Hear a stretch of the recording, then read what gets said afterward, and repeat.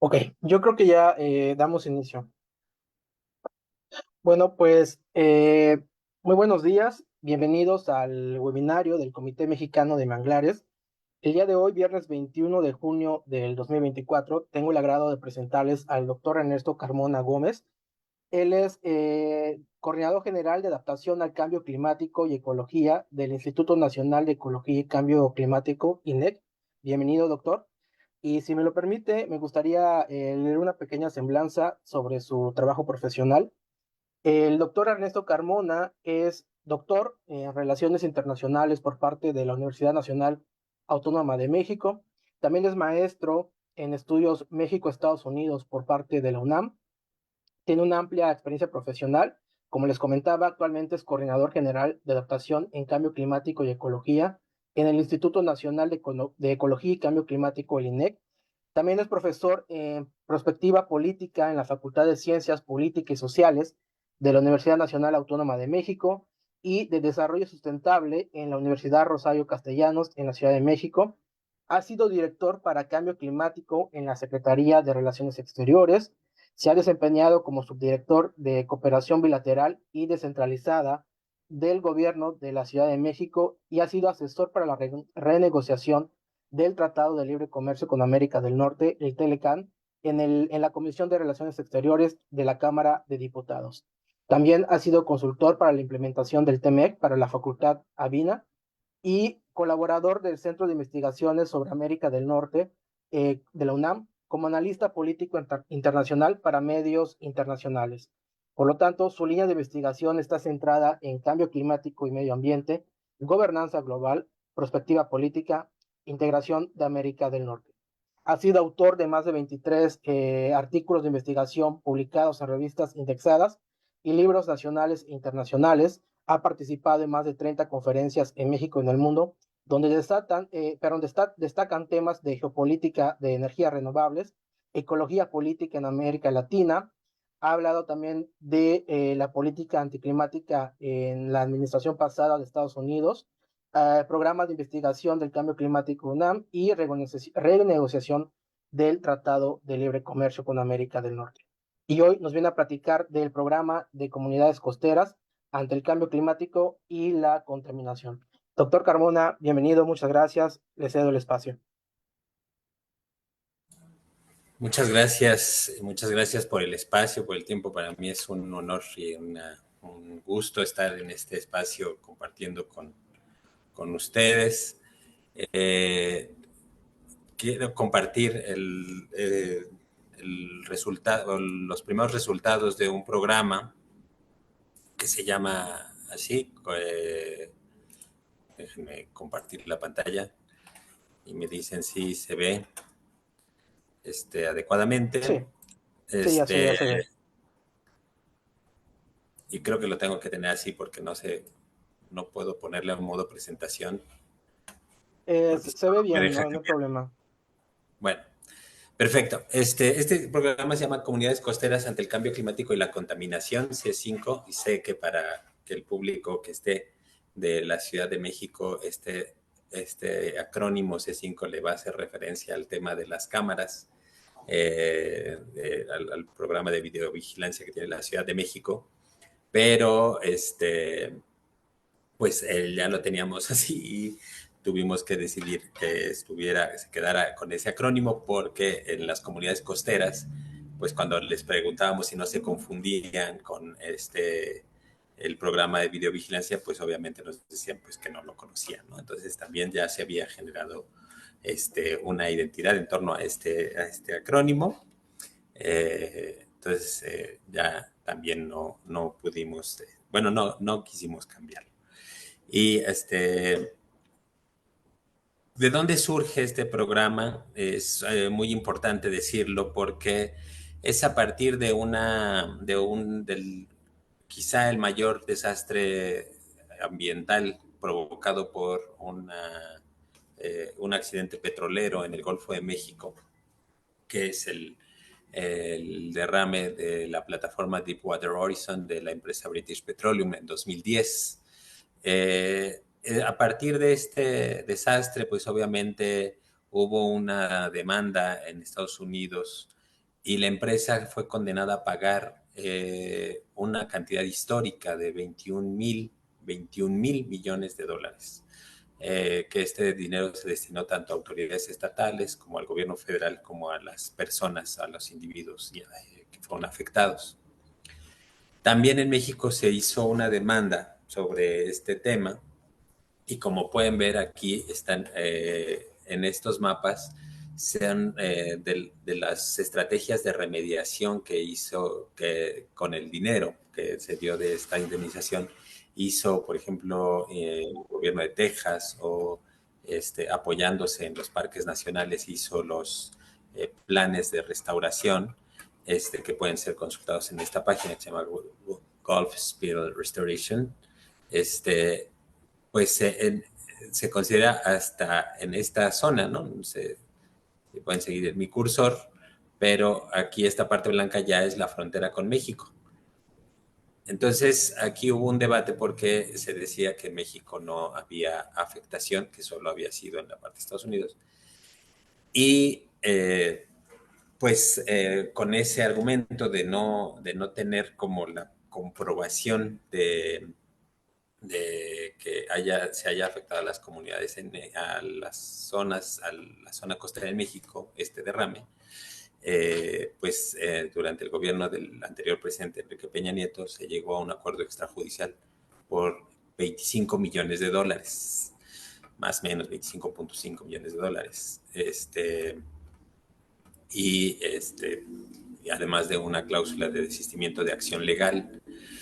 Esto pues es interesante tenerlo en cuenta porque a partir de ahí pues se genera un programa que se llamó Progomex, en donde se destinaron una parte de estos recursos, ¿no? Que fueron en ese momento alrededor de 98 millones de pesos, eh,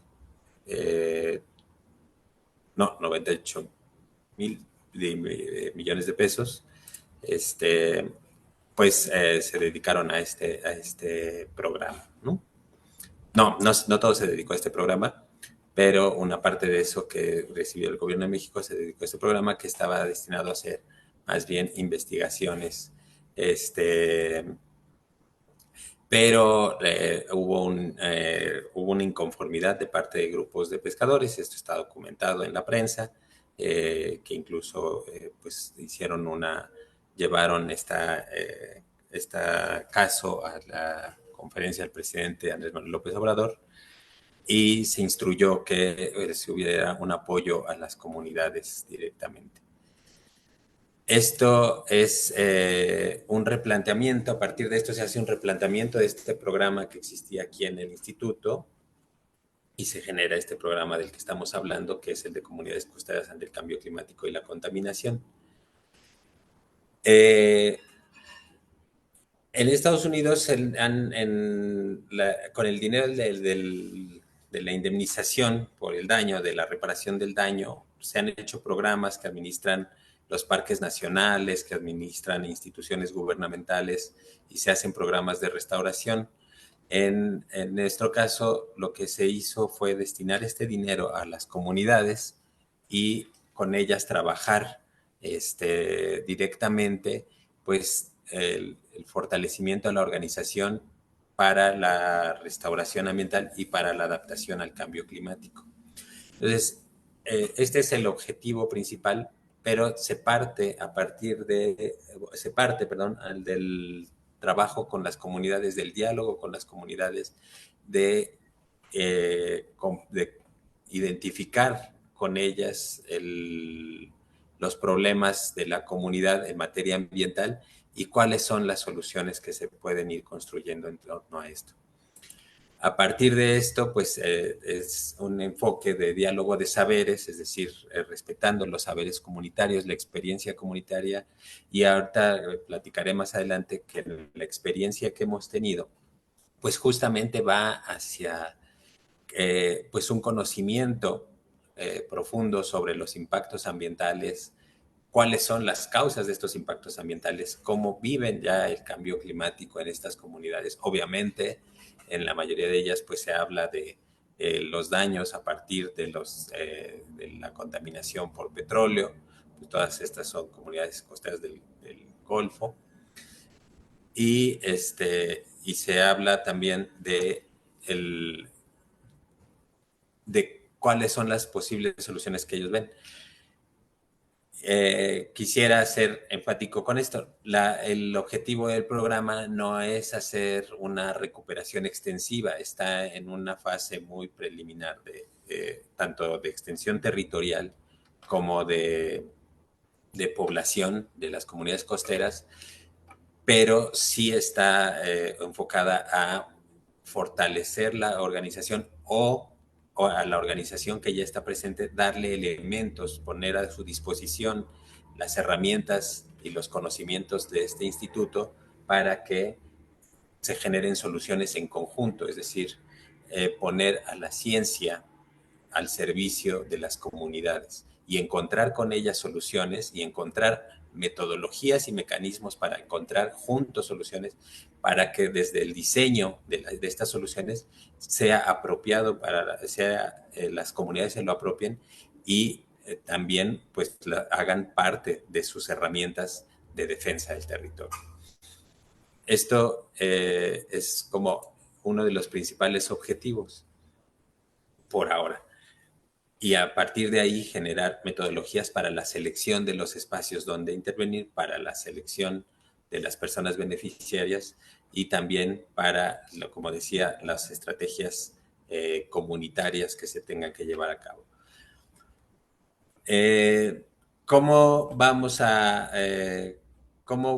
se seleccionaron los espacios? Pues se pusieron, como decía, herramientas al servicio de este programa, ¿no? que existen aquí en el instituto, como el Atlas Nacional de Vulnerabilidades ante el Cambio Climático, para seleccionar cuáles eran las áreas donde había una mayor vulnerabilidad, junto con investigaciones hechas por la Agencia de Energía de aquí de la CEA, el INPI, Coneval, datos de INEGI, para hacer un estándar de cuáles serían las comunidades más vulnerables que necesitarían mayor atención. Debido a que no hay una cantidad de recursos extensa, se tuvo que hacer un criterio de selección y se hizo con estas componentes. ¿Qué es lo que estábamos buscando identificar para decidir cuáles eran las poblaciones que tendrían que recibir esta ayuda? Pues la vulnerabilidad al cambio climático, que hubiera un registro de contaminación por hidrocarburos, que hubiera un registro de disminución de la actividad pesquera asociada a ese derrame de hidrocarburos y que hubiera también registros de deterioro ambiental. Eso para determinar los espacios. Para determinar las personas, pues obviamente tendrían que ser personas dedicadas a la pesca, porque fueron principalmente los que generaron esta demanda, demanda por el derrame que ya hablé al principio, pero también estar en estos municipios, que estuvieran en estos municipios y que fueran afectados por este deterioro ambiental y también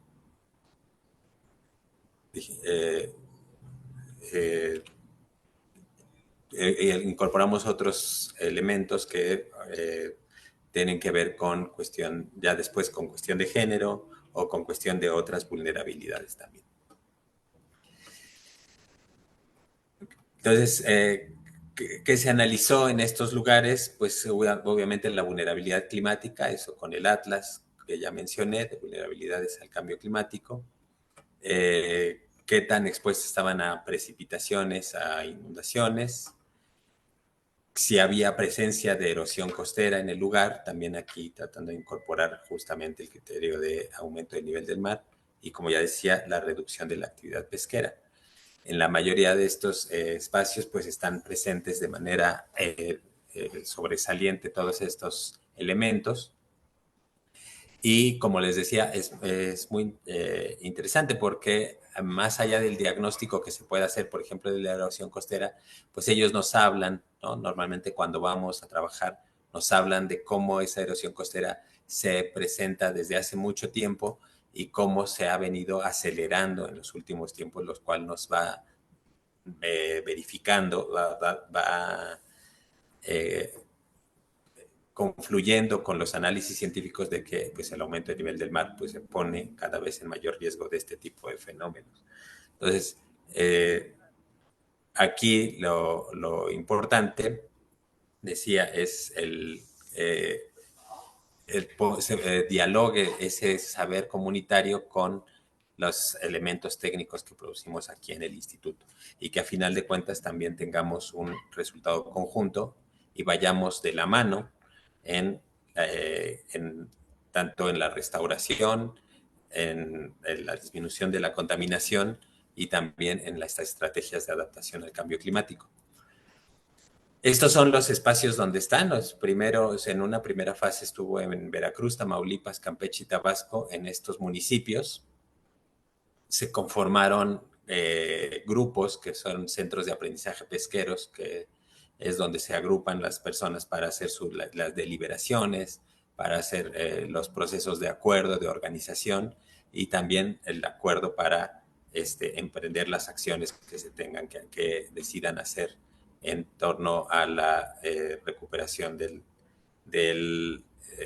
los ecosistemas, del medio ambiente o las estrategias de adaptación al cambio climático.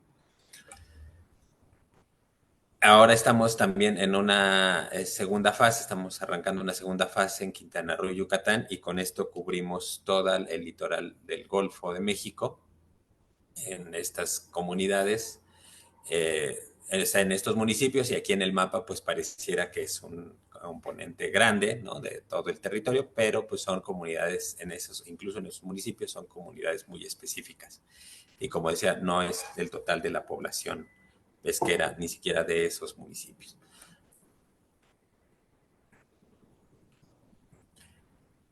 ¿Qué es lo que, cómo se conjuga esto con el proceso de adaptación? O con los elementos que tenemos de adaptación, pues bueno, tenemos pues está la evaluación de la vulnerabilidad actual y futura, que eso es lo que hicimos para seleccionar a los municipios, el diseño de medidas de adaptación, que es más o menos donde estamos con ellos en una parte de cómo hacer este diseño conjunto de medidas de adaptación al cambio climático, y tendríamos que avanzar hacia la implementación de esas medidas de adaptación y finalmente ver el resultado, ¿no?, de esas medidas. ¿Qué líneas de trabajo estamos haciendo con ellos? Primero, como les decía, pues hicimos un diagnóstico y un plan de acción comunitario a través eh, de, de metodologías participativas donde, pues más que ir a ofrecer soluciones o decir cómo se tienen que hacer las cosas, vamos a escuchar qué es lo que están viviendo las comunidades y cómo lo están viviendo y cómo se refleja en su vida cotidiana, en los problemas ambientales, y normalmente lo recurrente es obviamente la historia, la memoria que hay, sobre todo entre las personas mayores, de cómo decir que hay una disminución, ¿no?, en la memoria colectiva está cómo en la pesca antes era mayor o otras actividades incluso podían, en los momentos en que la pesca bajaba, pues cazar en los alrededores de la comunidad alguna especie. Y claro, mientras estas comunidades van creciendo y también los efectos del cambio climático se van incrementando o otros problemas asociados a la contaminación como el derrame petrolero, pues también van hablando de cómo se va deteriorando, cómo afecta, por ejemplo,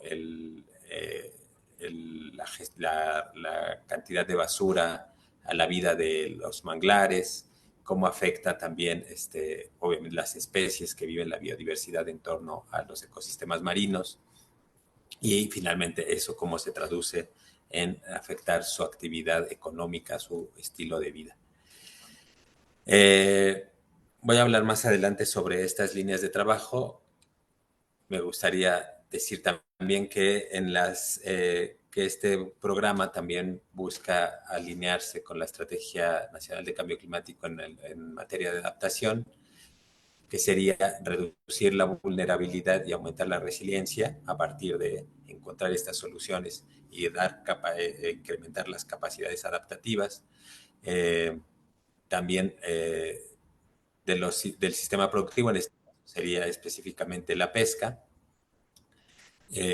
cómo puede recuperarse, cómo podría adaptarse a los efectos del cambio climático, eh, y obviamente un aprovechamiento sustentable de los servicios ambientales. En este caso, pues son comunidades pesqueras artesanales que llevan mucho tiempo, tienen muchos de ellos 30, 25, 40 años dedicándose a la pesca. Entonces, sí es, y con unas prácticas que han tenido toda la vida, pero ahora que ven disminuida este medio de vida, pues obviamente también, incluso ellos mismos conocen, saben, impiden que se les apoye en generar alternativas, ¿no?, para una pesca o crianza de peces de otra manera. También de este modo, pues se busca ya posteriormente buscaremos cómo alinear al objetivo global de adaptación,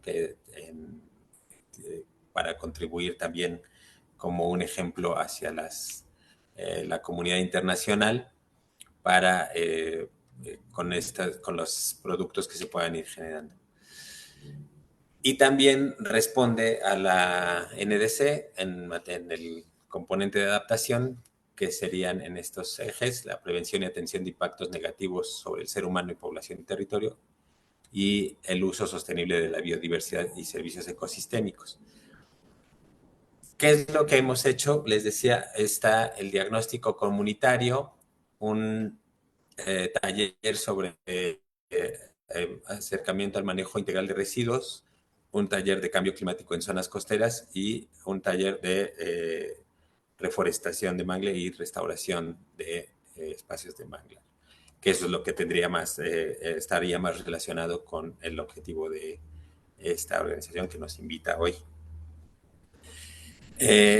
Para el plan de diagnóstico comunitario, como ya les platicaba, pues se utilizaron mecanismos de diagnóstico conjunto, participativo, donde se hacía la deliberación y se buscaba sistematizar cuáles eran los principales problemas que se identificaban en la comunidad, cuáles serían los más prioritarios y cuáles serían después las acciones que se podrían hacer para remediarlo. Obviamente, el reto quizá no es tanto el debate y la deliberación con las comunidades, sino traducirlo a una sistematización y sobre todo tratar de encontrar líneas comunes o estándares comunes entre las comunidades. Si bien la adaptación al cambio climático, por ejemplo, siempre es una estrategia local, sí era para nosotros importante en algún momento buscar líneas comunes entre las comunidades, valga la redundancia otra vez, para establecer mecanismos eh, de, de trabajo con ellos, ¿no? ¿Dónde podríamos empezar a trabajar?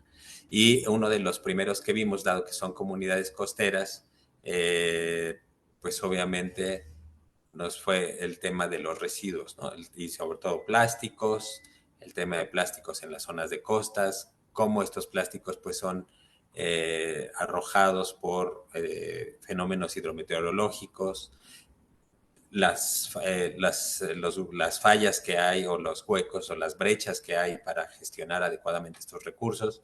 Y entonces empieza a ser un proceso de reflexión y acción al mismo tiempo, en el que dicen, bueno, pues a lo mejor vamos a recoger los residuos y es una forma de resolver. Sí, y se dan cuenta inmediatamente que pues hace falta también la infraestructura para la recolección masiva de los residuos y luego para el reciclaje, el reuso, la reutilización.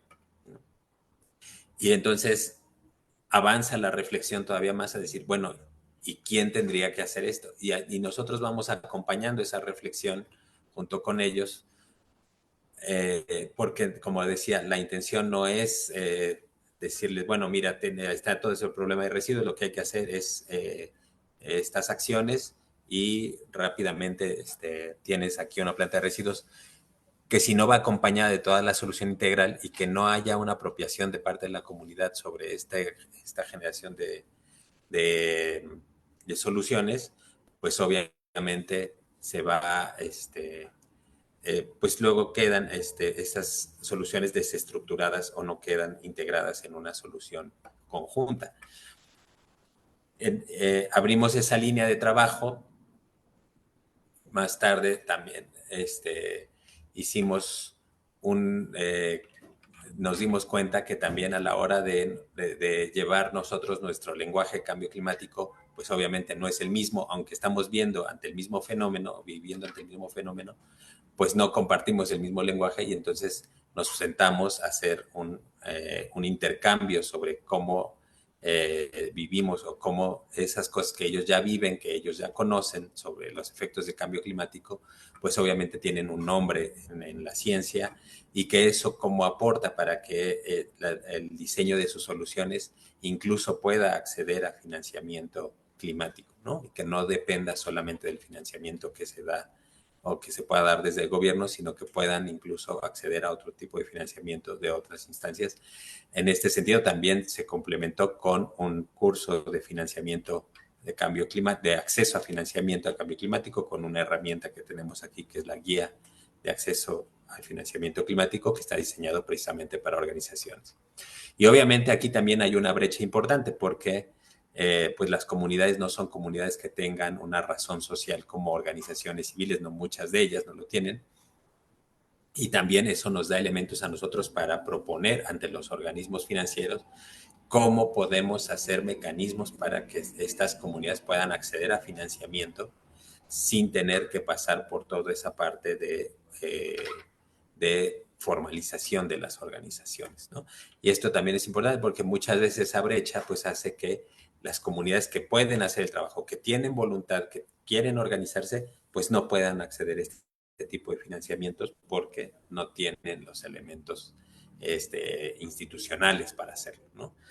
Y en fin, entonces esto se va retroalimentando lo que nosotros vamos viviendo con las comunidades junto con lo que ellas reciben de nuestra parte de las capacidades técnicas desarrolladas en este instituto. Asimismo, después, pues estos son algunos ejemplos de cómo son los trabajos con ellos, que hacemos con ellos y ellas, en donde pues se hacen estas reflexiones, estos materiales, se hacen estas discusiones y también aquí encontramos otro reto importante que el lenguaje científico de pronto resulta complejo de transmitir, ¿no? Por ejemplo, a la hora de transmitir lenguaje como adaptación basada en comunidades o adaptación basada o soluciones basadas en la naturaleza. Este tipo de lenguaje, pues obviamente no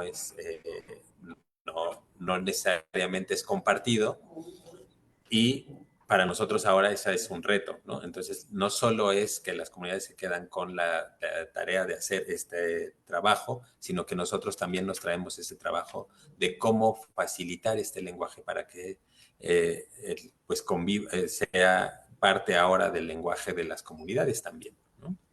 Y no necesariamente se quede en nuestras oficinas o en la parte del análisis académico. La última actividad que fuimos a hacer fue el taller de conservación de ecosistemas, que básicamente es reforestación de manglares. Muchas de estas comunidades hacen estas actividades pues muchas veces de manera intuitiva, ¿no? De decir, bueno, aquí pues hay que sembrar. Lo que pudimos acercar aquí con ayuda de otro de las instancias de la Semarnat, que es la CONAFOR, es pues justo más información sobre dónde se puede sembrar, qué tipo de manglar, cómo no eh, generar pues otro problema porque se trasladan especies que podrían ser invasoras o se alteran los ecosistemas por la combinación de los manglares, que esto pues es algo que conocen mucho mejor aquí yo creo en el público que nos está escuchando.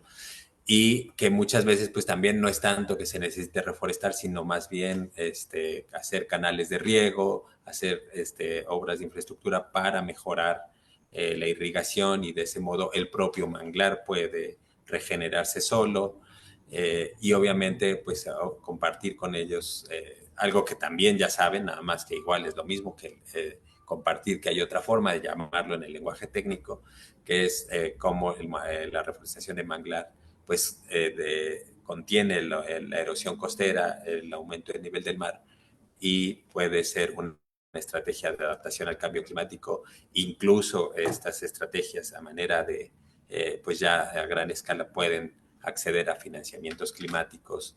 En fin, todo, obviamente para ellos es muy importante y siempre resulta muy importante el manglar. Es algo que está siempre presente en su identidad, en sus recuerdos, cuando comparten las memorias, ¿no? Normalmente estas deliberaciones que les compartimos, que hacemos con ellos en estas visitas que hacemos de campo, pues hay referencia al manglar como ese espacio donde hay la reproducción de especies, donde hay recursos para vivir, donde hay biodiversidad, y cómo eso se ha ido degradando, e incluso hasta cierta frustración de decir, bueno, pues yo puedo reforestar una parte o hacer mi estrategia para que se reproduzca el mangle, pero pues si viene un derrame petrolero o se vierten sustancias químicas en el agua, pues ese trabajo que yo hice se muere y vuelve, y entonces no tiene ningún caso, y empieza hay este proceso de reflexión de cómo pues hay un enfoque sistémico detrás, de decir, no tiene ningún caso que yo reforeste si no se atiende el problema del vertimiento de sustancias tóxicas en el agua, en la laguna, en el río. Y entonces nuestro trabajo es como ir dándole forma para que al final se convierta en una herramienta. Finalmente, podría compartir o quisiera compartir que de todos estos trabajos y estos diagnósticos que están en un grado muy incipiente, del trabajo que vamos haciendo con ellos, que necesitarían un trabajo de mucho más largo plazo para que se conviertan en una estrategia constante, y que después pudiera ser evaluada de los efectos que se tuvo de esta organización para la protección del medio ambiente. Tendríamos que nosotros generamos documentos que finalmente les entregamos y que esperamos que se vuelvan una herramienta para ellos, técnica, incluso para de soporte para las estrategias que ellos y ellas emprendan para la defensa del medio ambiente. Esto resulta importante porque no son elementos que solamente, o sea, que, como decía, ellos son conocimientos que ya tienen, que ya los expresan, pero al estar traducidos en un documento le da un mayor peso, y también hay un cambio en la relación entre las instituciones y la comunidad, al decir, trabajamos en conjunto para la defensa del medio ambiente, para la protección del medio ambiente, para la restauración del medio ambiente, en vez de ser desde que desde las instituciones haya una protección o tratar de excusar las empresas para estos casos, que dañan el medio ambiente, sino que entonces trabajamos en conjunto, encontramos soluciones conjuntas, vamos enfrentando los retos de manera conjunta, y obviamente también en momentos enfrentamos estos retos, pues con estas herramientas que nosotros les damos, para que de este modo pues tengan mejores elementos para argumentar, para defender los ecosistemas. Y bueno, finalmente también decir que pues este programa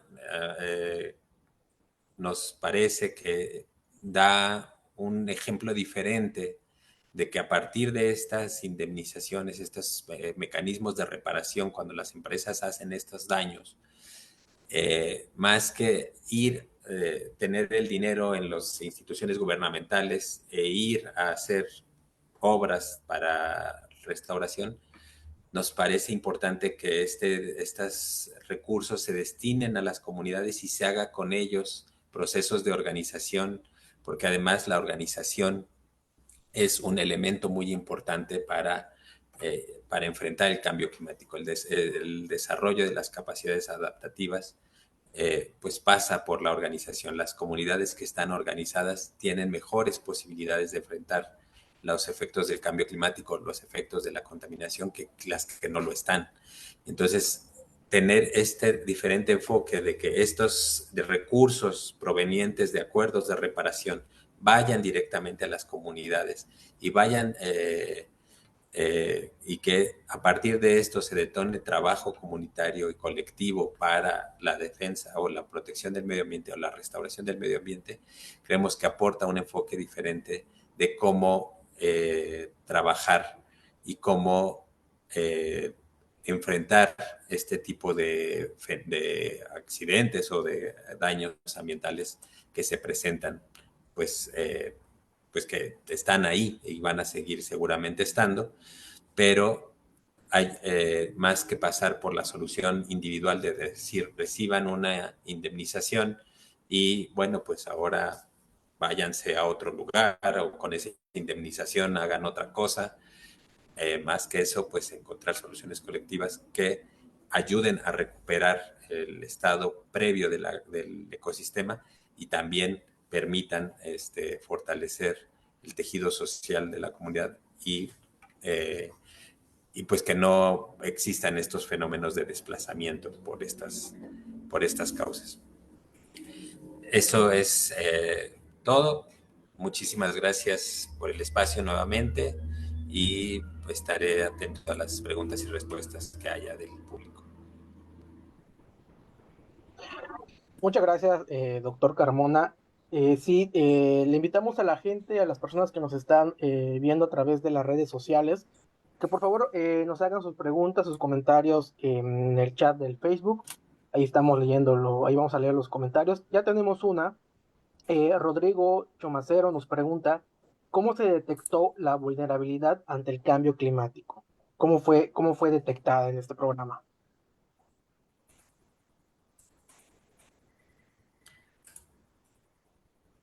¿Me podrías repetir la pregunta, perdón? Sí, ¿cómo se detectó Jorge. la vulnerabilidad ante el cambio climático? Esto se hace con el Atlas Nacional de Vulnerabilidades Climáticas, que es vulnerabilidades ante el cambio climático, está justo aquí en el INEC. Y tiene toda una metodología que podremos compartir quizá ahí en el chat. Esta herramienta hace un análisis de tres elementos. Uno es la sensibilidad, es la sensibilidad del territorio, depende de la unidad de medida que escojamos, el territorio, el paisaje, la cuenca, la ciudad. Es la sensibilidad ante el cambio climático, el grado de exposición ante el cambio climático y finalmente las capacidades adaptativas.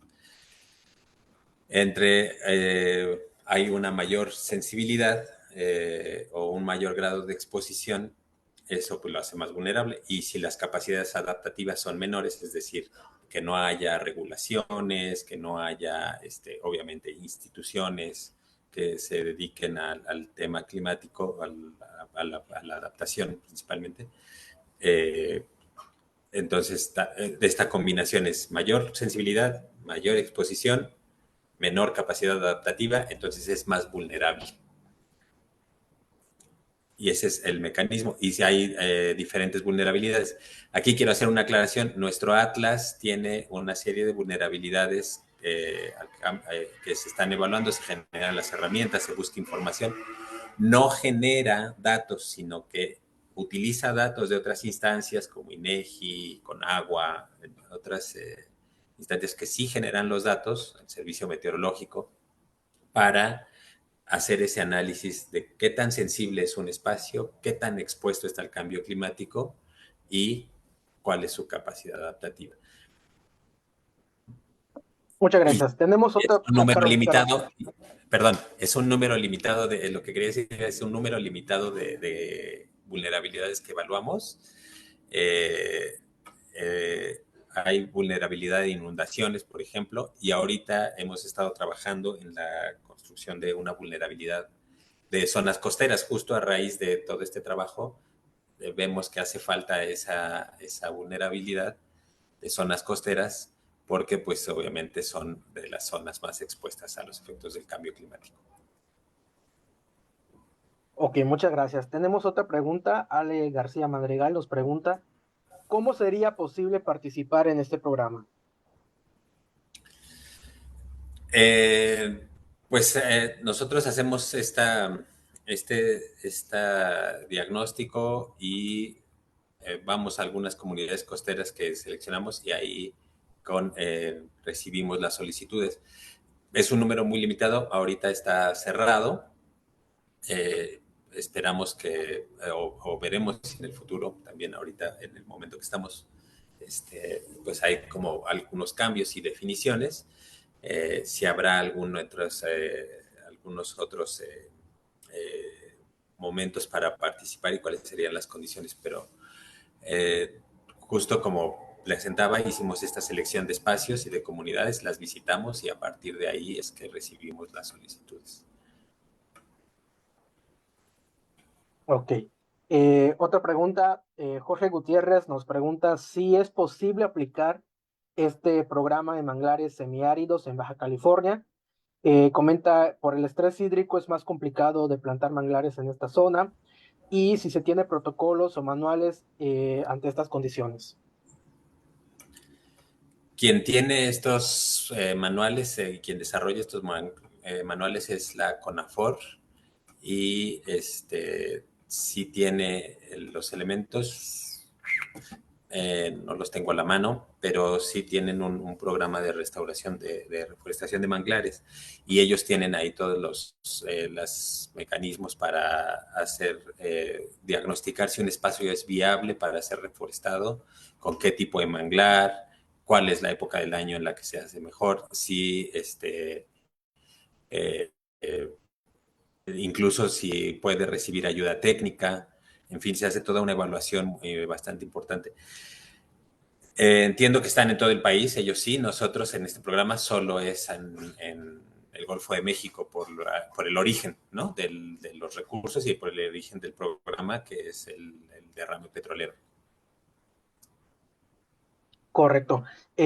Nos vuelve a preguntar Rodrigo Chumacero, ¿qué vulnerabilidad existiría en la zona de montañas? Eh, es que la vulnerabilidad se puede medir, como decía, puede ser por unidad de medidas o por la unidad de medida. Por ejemplo, en la zona de montaña se puede medir la vulnerabilidad de una cuenca, ¿no? Si hay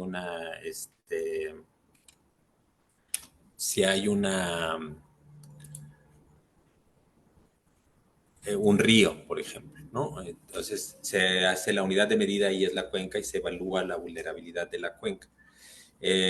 También se puede medir del ecosistema, ¿no? Del bosque mesófilo, por ejemplo, la vulnerabilidad del bosque mesófilo ante el estrés hídrico o tenemos, por ejemplo, vulnerabilidad de la actividad también por sectores, por la actividad ganadera o de la ganadería ante estrés hídrico o la agricultura forrajera ante estrés hídrico o inundaciones. Entonces, insisto, depende de la unidad de medida. Si queremos ver un paisaje o este, eh, o una cuenca o un ecosistema. Como en un lugar de montaña, pues ahora lo vivimos, ¿no? La vulnerabilidad ante las altas temperaturas, ante el estrés hídrico se puede evaluar. Ok, en lo que esperamos y llegan más preguntas, yo quisiera hacerte una. Entiendo por lo que comentaste que este programa se pudo realizar gracias a la reparación de un daño, de, de un, eh, de un derrame petrolero, de una cuestión que dañó el ambiente. Y mi pregunta va sobre si tú crees que las políticas para resarcir el daño en este tipo de eventos eh, son suficientes, qué es necesario hacer para que realmente se cumpla, porque sabemos que hay otros eventos o desastres ambientales en los que estos recursos simplemente o no llegaron o algo pasó por ahí que realmente no se cumplió con esa reparación del daño. Sí, por eso decía que para nosotros es como un ejemplo, ¿no? De decir, esta reparación del daño no puede ser o no tendría solo que ser un pago a la persona afectada sin que haya. La otra parte de esto también es que pues muchas veces también las comunidades pueden decir, bueno, pues si yo no hice el tiradero, ¿por qué lo voy a levantar? ¿No? Y entonces puede entrar uno en un círculo ahí de responsabilidades y es también justo, ¿no? Pues decir que existe eso. Que en algunos casos, cuando existen este tipo de indemnizaciones, el dinero no necesariamente llega a donde se tiene que reparar. Creo que puede pasar en cualquier cantidad de casos, ¿no?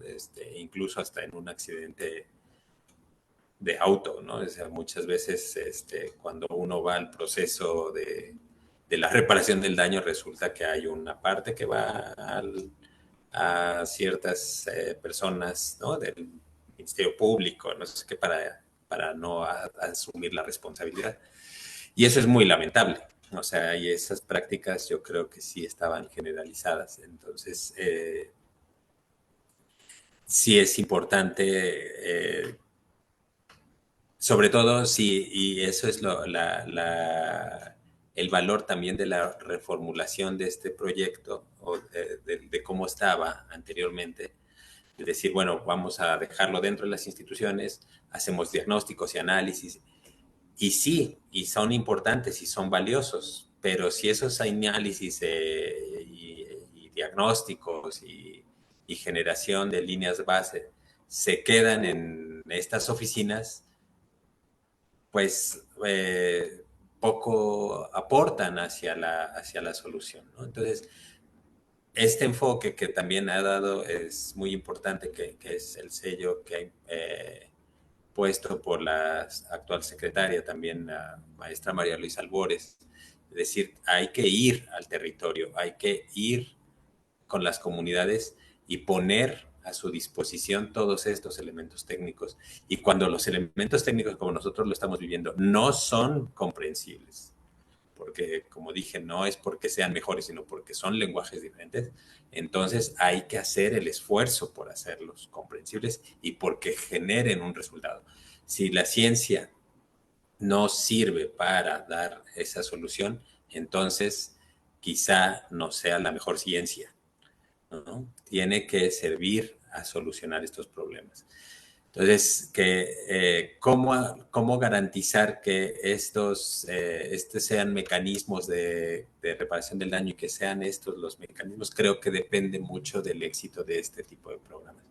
Y nosotros lo que hemos experimentado también es que de parte de las comunidades hay una respuesta entusiasta, valiosa, colaborativa, para decir, vamos a aportar, queremos saber, nos interesa, nos gusta, ¿no? Siempre terminamos con, pues no sabía eso y nosotros también, ¿no? De decir, no, tampoco sabíamos todo esto que estaba pasando acá. Y nos traemos esta tarea y ellos y ellas, pues muestran siempre mucha buena disposición para trabajar para el medio ambiente, ¿no? Para proteger el medio ambiente. Entonces, uno se da cuenta que en realidad hay muchos recursos organizativos, muchos recursos sociales para enfrentar estos problemas y que es ahí donde tienen que destinarse esos recursos, ¿no? Mayoritariamente. Que los estudios son valiosos, sí, pero no si no van acompañados de este trabajo con las comunidades, creo yo. Este, y creo que conforme más se va haciendo este ejemplo, más, y sobre todo, pues es también un gusto ser parte de de que ahora las instituciones se estén impregnando de estas prácticas y de esta filosofía, pues también implica un cambio para tener unas soluciones diferentes, ¿no? Y quizá y faltará tiempo para ver si o sea, para evaluar, ¿no? Yo creo que necesitamos más tiempo para evaluar si nos estamos equivocando o estamos logrando mejores resultados con esta nueva forma de trabajo. Muy bien, ya para terminar, una última pregunta. Si llegan más, pues te las hacemos llegar por correo electrónico. Jorge Gutiérrez nos pregunta si este programa es apartidista, si cómo repercute los cambios seccionales de determinado estado o municipio.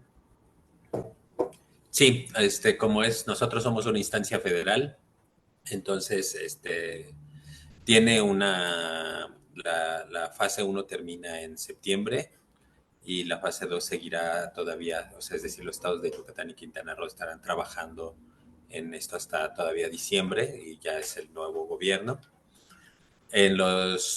Sí nos coordinamos en algunos lugares con los municipios, con los estados, trabajamos también con ellos también en la búsqueda de complementar los esfuerzos, porque muchas veces estados y municipios tienen acciones y programas que ya atacan estos problemas, entonces buscamos complementarnos. Y los cambios de gobierno pues no tendrían por qué ser un problema, ¿no? O sea, los trabajos, pues como siempre se pone en la leyenda, son apartidistas, no condicionan preferencias políticas, como vieron en los criterios, no se puso ahí, tiene que pensar de esta manera, ¿no? Obviamente no, eso sería ilegal, además. Pues muchas gracias, doctor Ernesto Carmona. Nomás déjeme compartir la, la pantalla para mostrar la constancia que le vamos a hacer llegar. Si por ahí creo que ya se está viendo. Vamos, permítame. Sí.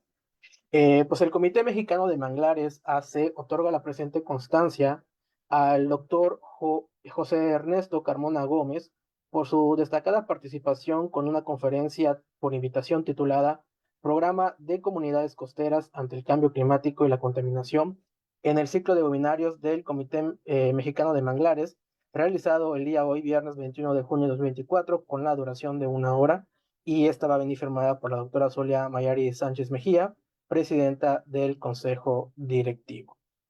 Ya para, no, también ya para terminar, quiero volver a agradecer a nombre del Comité Mexicano de Manglares al doctor Ernesto Carmona Gómez, coordinador general de adaptación al cambio climático y ecología del Instituto Nacional de Ecología y Cambio Climático, INEC. Y también agradecer, no lo hice al inicio, a Don Ángel Ortiz, enlace de vinculación y seguimiento del INEC, con quien nos pusimos de acuerdo para esta práctica. Doctor, muchas gracias y estamos a sus órdenes para futuras presentaciones. Al contrario, muchas gracias por el espacio y por la invitación y por todas las preguntas y el tiempo. Espero que volvamos a coincidir en otro evento. Por supuesto. Nos vemos. Hasta luego. Y a Solo todas las personas que nos siguen a través de las redes sociales, no se pierdan el próximo mes el webinario de julio. Todas las noticias, la fecha y la hora van a estar a través de nuestras redes sociales. Muchas gracias. Nos vemos hasta la próxima.